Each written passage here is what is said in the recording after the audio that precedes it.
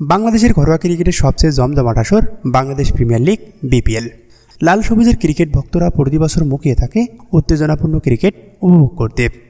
কিন্তু প্রতি বছরের আয়োজনে আলোচনা সমালোচনা থাকে বিপিএলকে ঘিরে। এবার নতুন রূপে ফিরছে বিপিএল, যার প্লে ড্রপস অনুষ্ঠিত হবে চলতি মাসের শেষ সপ্তাহে, আর মূল ম্যাচ মাঠে গড়াবে 27 ডিসেম্বর থেকে। তবে তার আগেই বাংলাদেশ প্রিমিয়ার লিগ বিপিএল নিয়ে এবার মহাসংকটে পড়েছে বাংলাদেশ ক্রিকেট বোর্ড বিসিবি।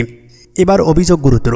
7 দলের টুর্নামেন্টে একাধিক ফ্রাঞ্চাইজি গত মৌসুমের টাকা বাকি রেখেছে, আর এ নিয়ে বিসিবিতে বেশ কিছু অভিযোগ জমাও পড়েছে।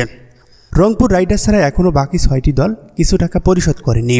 এমনকি সেই তালিকায় দেশি ক্রিকেটার থেকে শুরু করে আছেন দেশি বিদেশি তারকা ক্রিকেটার। এসব দেখে নেওয়ার আশ্বাস দিয়েছেন বাংলাদেশ ক্রিকেট বোর্ড, যদিও সবগুলো বিগত সরকার তথা আগের বিসিবির নির্বাচক প্যানেলের দায়ভার। সব সমস্যার সমাধান করে এবার হবে নতুন রূপে বিপিএল, যেখানে ফিরিয়ে আসবে হারানো জৌলস, এই প্রত্যাশা করেন আয়োজক কমিটি।